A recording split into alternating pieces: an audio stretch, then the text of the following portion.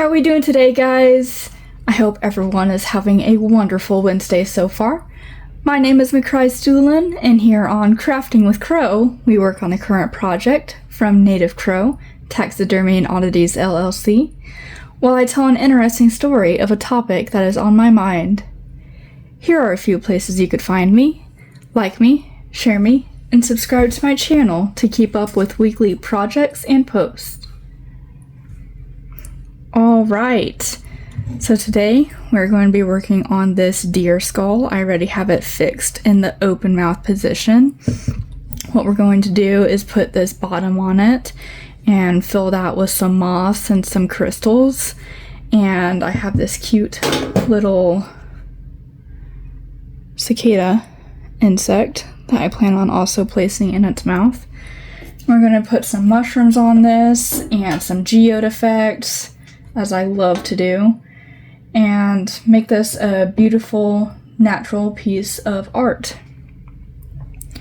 And today's topic will be under a slithery little creature that I have great fascination in as of recently.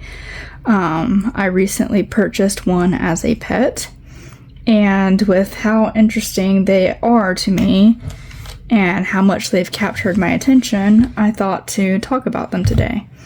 So today, we're just going to kind of run over some fun facts about snakes.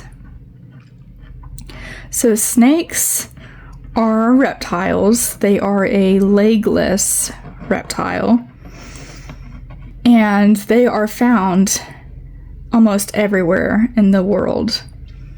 There are over 4,000 known species all across the world. The only continent that snakes are not found in is Antarctica, which is kind of an obvious thing. Antarctica is extremely frigid. And snakes, they are ectotherms. And what this means is they rely on sunlight and the outside temperature to regulate and maintain their body heat. They cannot make themselves warm like mammals and other animals do. And amphibians and fish operate the same way. But these are a reptile that depend on the sun and the outside warmth in order to stay warm. So Antarctica is not an ideal place for them to live. Snakes have very flexible jaws that allow them to swallow their prey whole. And their mouths also possess backwards facing teeth that help them kind of hook onto their prey and guide it towards the backs of the mouth so that they could easily maneuver it down their throats. Without having any arms, it's really hard for them to get any food to move in that direction. They can't just take their hands and shove it into their mouth. They have to have almost an assistance in moving the food towards the back of their throat. So their teeth face backwards to help grip it and move it in the proper direction. In their mouths, they also have really stretchy ligaments, which allows them to open their mouths really wide. This is necessary for the snake to be able to swallow its prey whole. Snakes are an interesting little creature because they also have these unique fork-like tongues that they flick in and out of their mouths really quickly. to grab onto scent particles and pull the scent particles into their mouths. They have on the roof of their mouth an organ that detects the scent and signals to their brain what it is they are smelling. So this makes it a little bit easier for them to track their prey. They will slither along and flick their tongues to see where their prey has been and how recently it has passed. I always enjoyed watching the tongue flick in and out and thought that it was really funny how they did that. And I didn't know exactly why they flicked it so frequently. And it's all out of trying to smell their surroundings. And it's really interesting because snakes actually have really poor eyesight. So they depend pretty heavily on their sense of smell. Snakes do not possess eyelids. They just have a scale lens that covers over their eyes. And every time they shed their skin, they also shed that scale that is covering their eye. Another sense that snakes lack against other animals is the sense of hearing. So snakes do not have external ears. They cannot hear what's in their surroundings like humans and other animals can. So what they do in this situation is they will feel the vibrations around them. So they could feel the vibrations picked up through their inner bones and their jaws. So that's why they'll kind of press their face down into the ground when they're slithering around and feeling, so that they could kind of essentially hear what's around them. And this could be keeping a vibrational ear out for any predators, or it could be out of searching for prey. If they are having a hard time picking up the scents with their tongue flicks, they will then also rely on the vibrations that they are feeling to determine how close or how far their prey is, or how close or how far the predator is. So as I had mentioned earlier, a snake sheds its skin. So snakes will shed or molt anytime they are changing in size. Now this could be if they are growing larger due to having good access to food and now it's just time to grow. Or this could be if there is a great lack of food and they are now shrinking in size, which is not ideal for any snake or a reptile, but sometimes this can happen. So when snakes shed their skin, they are changing in their body size. Most of the time, it's out of growth. In good cases, it is out of growth. And also, when they molt their skin, they could be removing parasites or mites from their external surface as well. So molting or shedding is a very important part of the snake's life and growing process. Snakes will generally shed their skin about once every 2 weeks. Sometimes it'll take a little bit longer before they do their shed cycle. But it is very important for snakes to have the proper humidity and moisture present whenever they are shedding their skin. It is completely possible for snakes to experience stuck shed, just like other animals such as lizards can experience stuck shed. And when they get that, they are more susceptible to getting infections, especially when it comes to the eyes of the animals and the nose. You definitely want to make sure that it is getting all of its skin off. For lizards, a big area you want to watch out for is the toes of the lizard.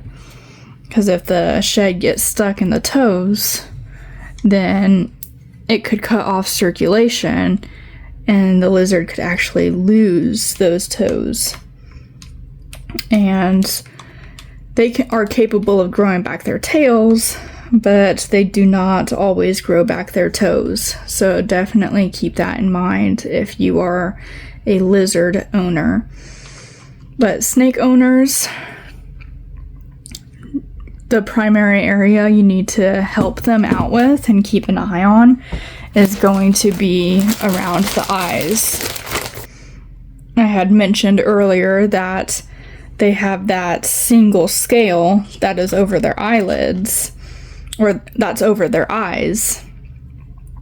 And that is something that can get stuck and lead to infection if it does not come off properly. I've also seen some cases where the shed will get stuck on the tip of the nose and it could turn into an open sore as it becomes an irritant to the snake. So those are all little things to keep in mind, especially if you are looking to become a snake pet owner. Snakes are also purely carnivores.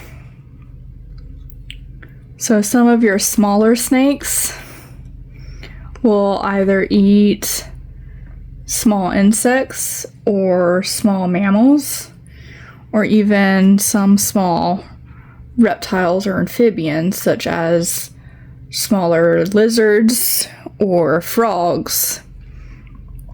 Some snakes are even known to eat other snakes.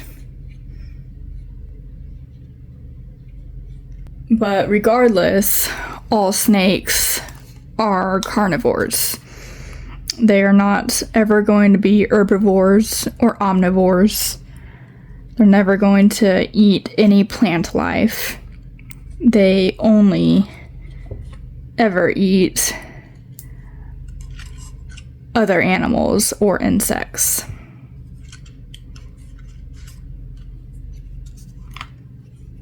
So I had briefly talked about the snake's poor vision earlier and how they use vibrations to help see and navigate, as well as their tongue flicks to help know where they're going and where the prey is that they're tracking.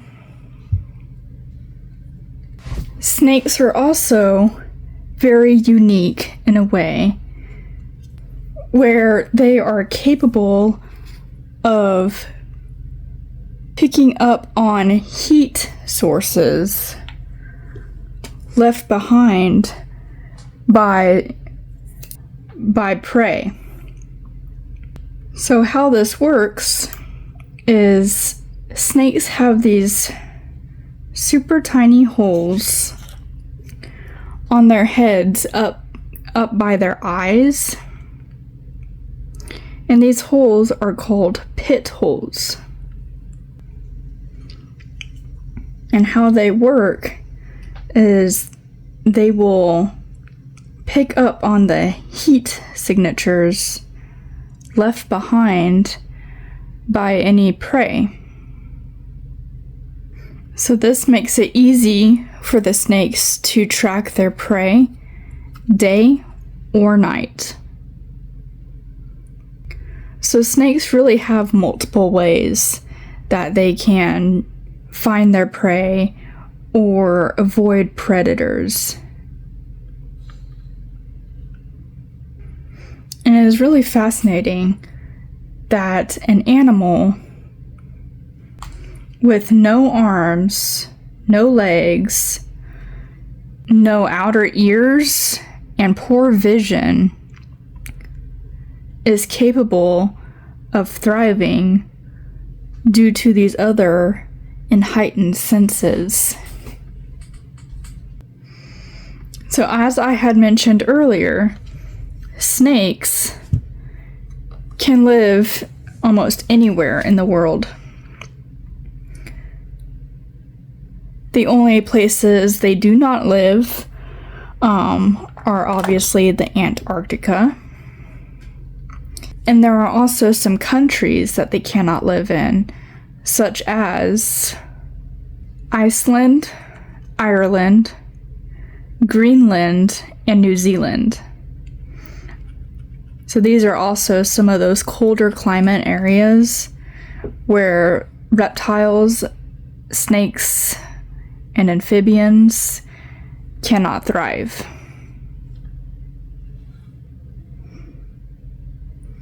But amazingly, snakes can live in other extreme areas. Snakes have been found both on land and in water. Some snakes have been reported living as high up in the mountains as 16,000 feet above ground. And some snakes have also been found in areas as low as 800 feet under sea level.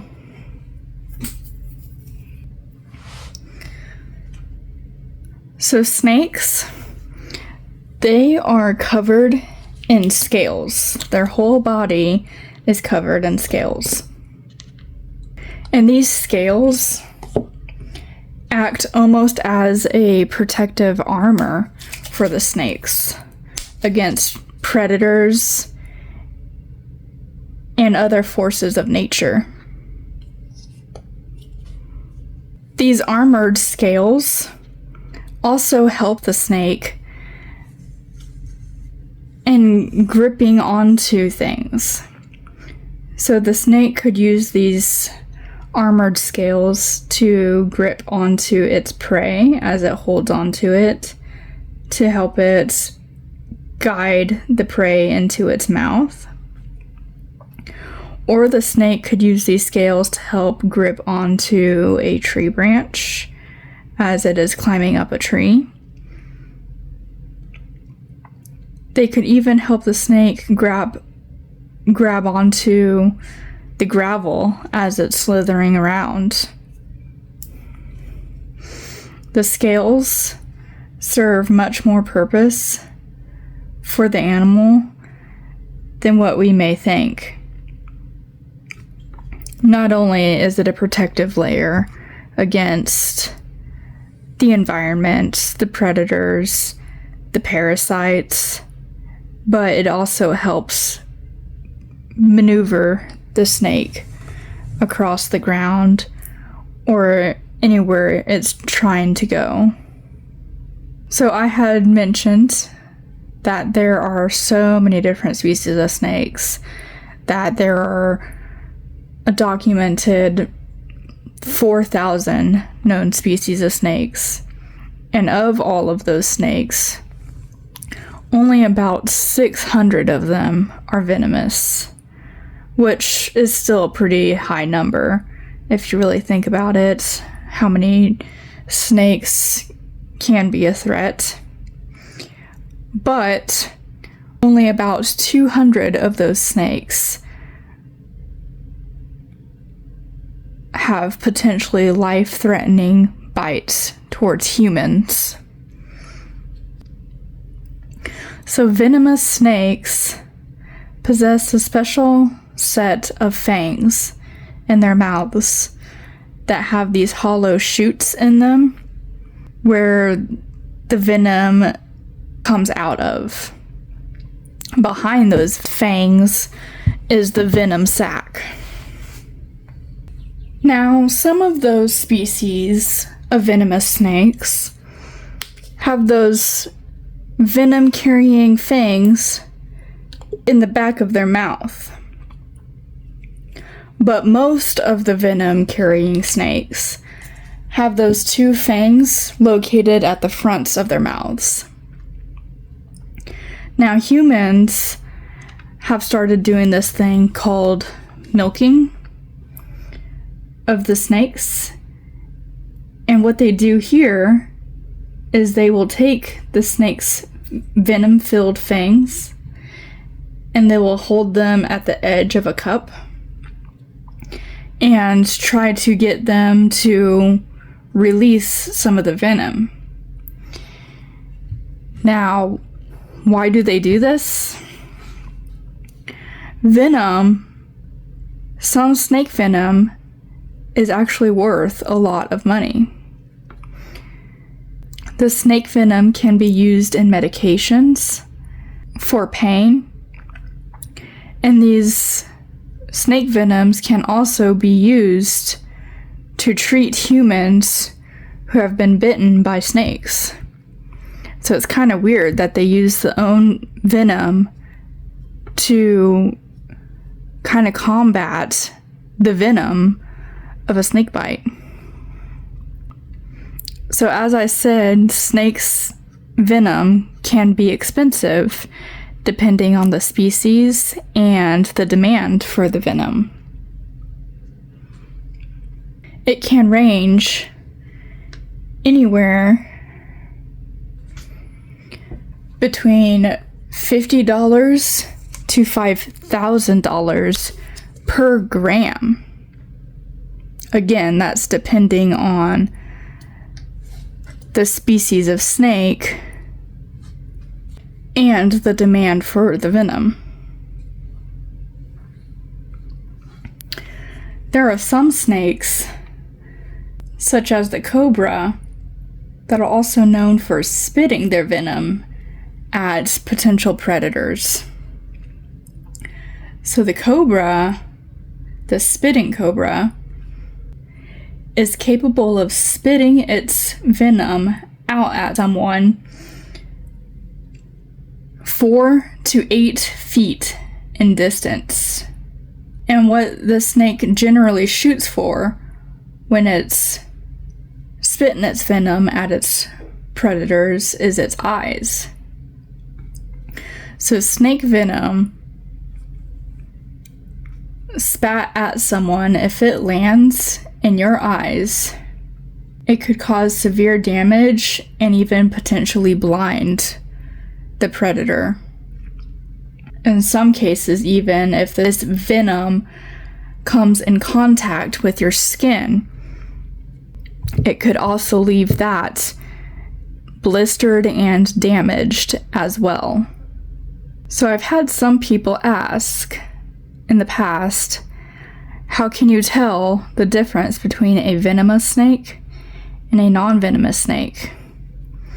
And I know most people are informed to look at the shape of their head, because in most cases, a venomous snake will have a very pronounced triangular shaped head, whereas non-venomous snakes will have a very bean-like rounded head. However, this is not always the most reliable thing to look for, because some snakes that are non-venomous will sometimes flatten their heads down and make themselves almost have that triangular shape to detour any predators. So this is one of their defense mechanisms. They will do this to try to get their predator to think that they are a harmful snake and to not interact with them. A good way to know whether or not a snake is venomous is to also look at the shape of their eyes. Now, of course, you have to get close enough to the snake to see this, but non-venomous snakes will have very rounded pupils, and venomous snakes will have a vertical slit pupil, kind of like a cat's eye. However, this method isn't even always the most reliable source. The venomous coral snake is a snake that has the round pupils, but as I said in its name, it is a venomous snake, the venomous coral snake. So even the pupils can be deceiving.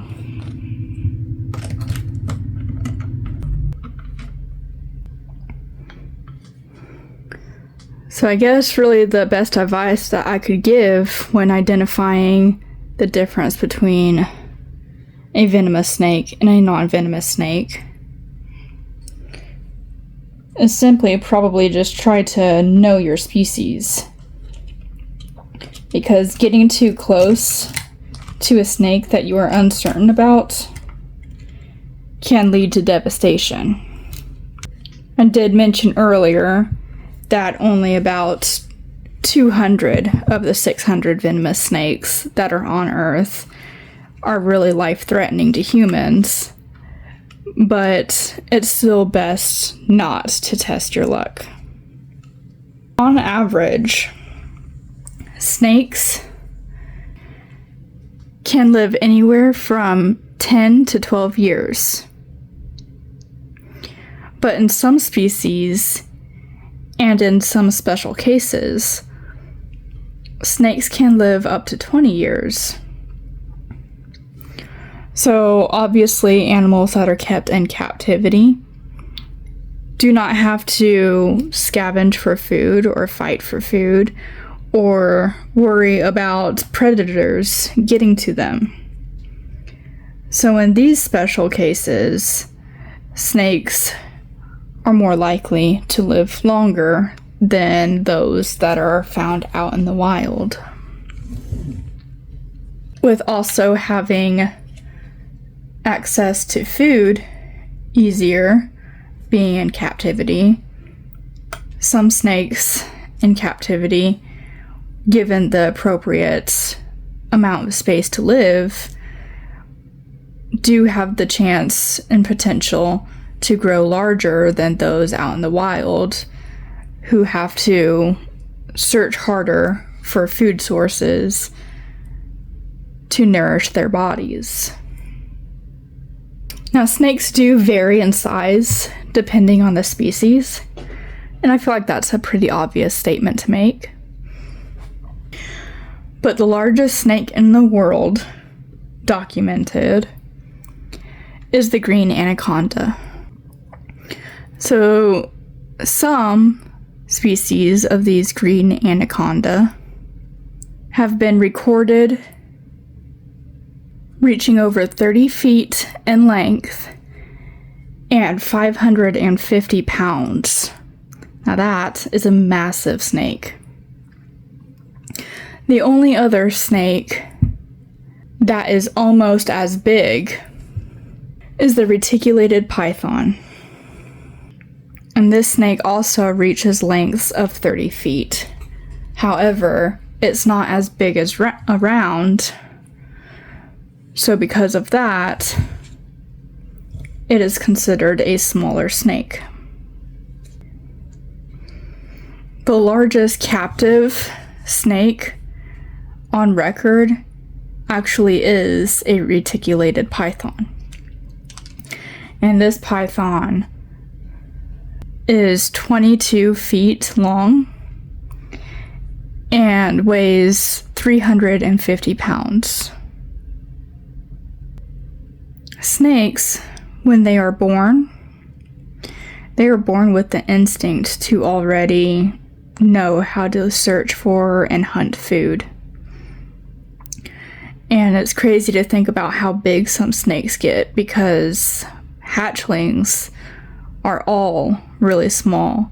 Depending on the species, they range anywhere from 6 inches to 12 inches in length when they are freshly hatched out of their eggs. So it's really crazy to think about a 30-foot snake only being 12 inches at one point in its life. That is a snake that had good source of food and a good environment to grow in. Here lately, I've been seeing all kinds of snake videos and snake information on my Facebook feed, and I think it's just simply because now I have a pet snake, and I've been so fascinated with him. I just think he is the coolest thing ever. The snake that I own is a baby banana king snake, and he is so docile and so friendly. I did follow up on this king snake group on Facebook, and a lot of them note that their king snakes are kind of turds, that they like to use their teeth and bite you. But thankfully, my king snake seems to be pretty friendly. So I don't know if I just got lucky or if he just has not gotten his attitude yet. But I love his patterning. I think he is super pretty. He is super fun. He is, like I said, really docile and calm. Every time I hold him, he just wants to slither through my fingers and observe everything. He'll occasionally just pause and look around. But my king snake, I feel like I probably got really lucky with him, considering all the stuff that I've read on what other people say. But he's such a sweet boy. Here's a little picture of him. This is Niklaus is his name. I named him after one of the originals from Vampire Diaries, or the TV series, the originals. There he goes, my nerd showing a little bit. Sorry about that. But he was a really cool character, and I liked his name, so. But anyway, that was what I had to share with you guys today regarding snakes. If you think about purchasing a snake and keeping one as a pet, I recommend it. I think they're really fun. Of course, you shouldn't do it if you have a fear of snakes, because the more you handle them, the friendlier they will be. And I feel like obviously if you want a pet snake, you want it to be rather friendly. So you can't handle it very well if you're scared of it, right? So, but yeah, if you wish to get a pet snake after learning a little bit more about them, be sure to do your research and pick the right snake for you. If you are a beginner, look into the best beginner snake options that there are. The Banana Kings seem like a good starter snake. I've, so far, knock on wood, have never had any problems with getting him to eat. And that's something that I've read too, is that they are fairly pretty easy to feed. That's like the main concern with having snakes as pets, is sometimes they are stubborn and just don't feel like eating, and that could lead to you having to force feed them, which is rather stressful for them. So if you do think about getting a pet snake, definitely do your research and pick the correct snake for you. But yeah, I think they're really fun. I think they're really neat, and I have no regrets owning one. So this here is our piece for today. I got that little cicada dude in there. He's looking pretty cool. And I love the purple mushrooms. I'm Purple's my favorite color, but I've been a mega fan of the purple mushrooms lately, so pardon me for doing them so frequently. I just think they turn out really nice. I might add a little bit more to this guy, just so that there's plenty to look at, because in my art, I like for there to be a lot of different things that you could look at. It's nice to keep the eyes wandering all through the piece. So I might put a little bit more into this, but I think this is a really good start for today. If you enjoyed this video and would like to see more like it, be sure to like and subscribe to my channel. And you could follow me over on my Facebook and Instagram to have grand opportunities to claim pieces like this for your home. I enjoyed doing this today. I hope you guys enjoyed the topic and working on this project with me today. I hope to see you guys next week. Be sure to take care of yourselves and be cautious which snakes you approach. If you are not confident that it is not venomous, I do not recommend you pick it up. Alright guys, thank you for joining me, and I hope to see you again next week. Bye!